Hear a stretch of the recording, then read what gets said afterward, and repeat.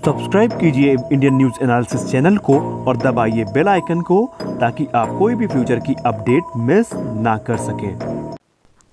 जय हिंद एवरीवन, स्वागत है आपका इंडियन न्यूज़ एनालिसिस के एक नए एपिसोड में। आज के अपने इस एपिसोड में हम बात करेंगे राफेल जेट्स के ऊपर। हम जानने की कोशिश करेंगे कि राफेल इतना अच्छा फाइटर जेट है, भारत और फ्रांस के लिए ये गर्व का विषय है कि वो राफेल को उड़ाते हैं। इतना अच्छा होने के बावजूद भी लगभग पूरी दुनिया राफेल को नकार क्यों रही है? राफेल इंटरनेशनल कस्टमर्स को क्यों नहीं ढूंढ पा रहा है? क्या फ्रांस राफेल का प्रोडक्शन बंद करने वाला है? आइए इन्हीं सब प्रश्नों का उत्तर ढूंढते हैं आज के अपने इस वीडियो में। दरअसल राफेल एक ओमनी रोल फाइटर एयरक्राफ्ट है जो कि फ्रांस की नौसेना और वायुसेना दोनों के द्वारा ऑपरेट किया जाता है। न सिर्फ फ्रांस बल्कि अब भारत भी इसका एक यूज़र बन चुका है। ये एयरक्राफ्ट अपनी वर्सटैलिटी, एडाप्टेबिलिटी और इसकी हर तरह के मिशन को परफॉर्म करने की क्षमता के कारण दुनिया में प्रसिद्ध है और इसे एक ऐसा फाइटर के रूप में देखा जाता है जो हर प्रकार की परिस्थिति से, विषम परिस्थिति से देश को निकाल सकता है।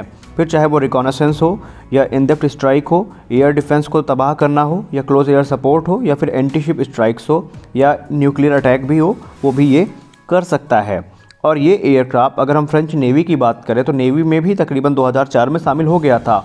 इसके बाद भी कॉम्बैट प्रूवन होने के बाद भी आज तक फ्रांस सरकार इसके लिए कोई अच्छा ग्राहक क्यों नहीं ढूंढ सकी?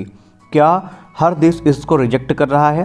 क्या राफेल में कोई बड़ी कमी है? आइए जानते हैं वो क्या कारण है कि हर देश इस समय राफेल खरीदने से बच रहा है। दरअसल आपको पता होना चाहिए कि राफेल अभी तक अफ़गानिस्तान, लीबिया, माली और इराक में अपनी क्षमताओं का प्रदर्शन कर चुका है और ये कॉम्बैट प्रूवन एयरक्राफ्ट है। लेकिन इतने सारे टेक्नोलॉजिकल इनोवेशंस के कारण भी राफेल इस समय इंटरनेशनल बायर्स को ढूंढने में स्ट्रगल काफ़ी कर रहा है। उसके बहुत से कारण हैं। सबसे पहली बात कि राफेल दूसरे अपने श्रेणी में जहाज़ों की तुलना में थोड़ा छोटा है और इसमें जो टेक्नोलॉजिकल लिमिटेशंस हैं वो थोड़ी अधिक हैं। वहीं अगर इसको कंपेयर किया जाए अमेरिकी F-35 से तो वो एयरक्राफ्ट ऐसा माना जाता है कि राफेल की तुलना में थोड़ा सस्ता भी है और जो टेक्नोलॉजी है उसमें वो राफेल से थोड़ा ज़्यादा एडवांस है और इसीलिए लगभग हर देश राफेल की अपेक्षा वहाँ जाना पसंद करते हैं। अब आपको बता दें कि एक रिपोर्ट में ऐसा बताया गया कि राफेल इस समय दुनिया के सबसे महंगे एयरक्राफ्ट्स में से एक है। दरअसल इसकी पर यूनिट जो कॉस्ट आती है 240 से लेकर के 260 मिलियन डॉलर्स की आती है, ऐसा यूरेशियन टाइम के एक रिपोर्ट में खुलासा किया गया। अब यहाँ पे ये जो फाइटर एयरक्राफ्ट है इसको आज तक सिर्फ इजिप्ट, कतर और इंडिया के द्वारा ऑर्डर किया गया है और इसके कारण ये भी कोई बहुत बड़ी डील नहीं थी। आपको बताते हैं आखिरकार क्यों ये फेल हो रहा है। दरअसल यहाँ पे एक बार ऐसा भी हुआ था सन 2011 में जब फ्रांस की सरकार इसको कस्टमर ना मिलने की वजह से इसका जो प्रोडक्शन थे तो यह बंद कर रहे थे।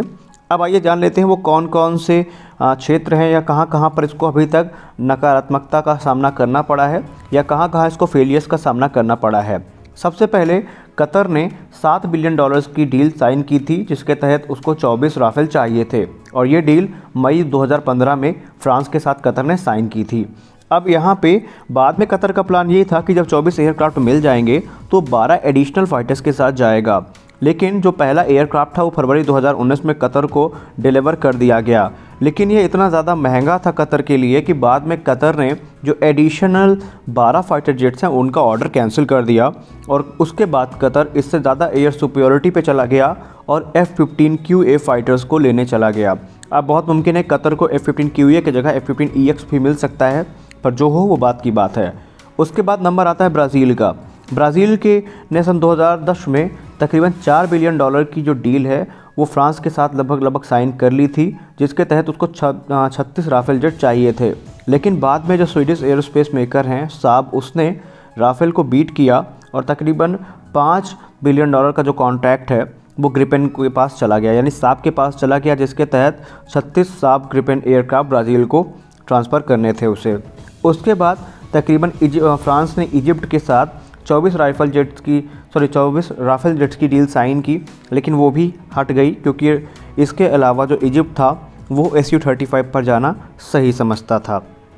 अब बात करते हैं सिंगापुर की, साउथ कोरिया की, तो उन्होंने भी राफेल की जगह पर F-15 को चुनना पसंद किया है।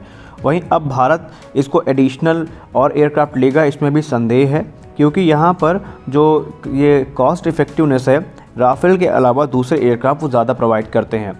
ऐसा नहीं है कि राफेल कोई ख़राब एयरक्राफ्ट है, टेक्नोलॉजी के मामले में बहुत ज़्यादा एडवांस है और जो कैपेबिलिटी इसके पास है वो शायद दुनिया के किसी दूसरे एयरक्राफ्ट के पास नहीं है, 4th जनरेशन की अगर हम बात करें तो। लेकिन इसकी प्राइस इतनी ज़्यादा है कि कोई भी देश इसको अफोर्ड नहीं कर पाता है आसानी से। इवन इसको यूरोप तक ने रिजेक्ट कर दिया है। जी हाँ, 2018 में एक रिपोर्ट सामने आई थी जिसमें ये कहा गया था कि यूरोपियन कंट्रीज़ ने कई बार, जैसे बेल्जियम हो गई जिसने तकरीबन 20 बिलियन यूरोज़ की डील थी वो फ्रांस के साथ कैंसिल करके वो जो डील थी वो यूरो फाइटर और F-35 के लिए साइन कर ली थी। लेकिन जो कुछ भी हो, यहाँ पर आपको पता होना चाहिए कि बाद में यूरो फाइटर की डील भी बेल्जियम ने कैंसिल कर दी थी और वो F-35 के पास चला गया था। तो एक चीज़ तो यहाँ पे तय है कि ये जो राफेल की डील है, अब तक की अगर हम बात करें तो भारत ने सबसे बड़ी साइन की थी, वो थी 2007 में, जब भारत ने तकरीबन 20 बिलियन की लागत से, $20 बिलियन की लागत से 136 राफेल या 126 राफेल जेट्स की डील फ्रांस के साथ साइन की थी। लेकिन बाद में उसको भी घटा करके 36 कर दिया। उसका कारण जो राजनीतिक कारण थे और इकोनॉमिक कारण थे, दोनों थे, और इन्हीं के चलते डसाल्ट एविएशन के साथ जो डील थी 126 फाइटर जेट्स की, उसको घटा करके 36 कर दिया है। लेकिन अब ऐसा रिपोर्ट में आ रहा है कि भारत शायद 36 और राफेल जेट उनसे ले सकता है। अब आइए बात करते हैं थोड़ा ऐसी चीज़ों की जो आपको पता होनी चाहिए, जो राफेल के बारे में जाननी ज़रूरी है। आपको पता ही होगा कि राफेल जेट की प्राइस को लेकर के भारत की जो अपोजिशन पार्टीज़ हैं उन्होंने काफ़ी इस पे बवाल मचाया था, और उसका कारण ये था कि राफेल का जो प्राइस है वो दूसरे एयरक्राफ्ट की तुलना में ज़्यादा है। अब राफेल को लेकर के फ्रांस भारत को कैसे लुभा सकता है? फ्रांस ने पहली बात तो ये कही थी कि अगर भारत एडिशनल राफेल जेट लेता है तो उसे इंजन टेक्नोलॉजी मिल सकती है। बाद में वो इस चीज़ पे राज़ी हो गया कि भारत को सैफरन के साथ जॉइंट वेंचर में इंजन बनाने की परमिशन दे दी गई है। लेकिन इस समय फ्रांस का ये कहना है कि अगर भारत इन जेट्स को लेता है तो फ्यूचर में भारत के लिए काफ़ी अच्छा होगा, क्योंकि ये जेट ना सिर्फ काफ़ी ज़्यादा पावरफुल हैं बल्कि इनसे भारत की सारी ज़रूरतें पूरी की जा सकती हैं।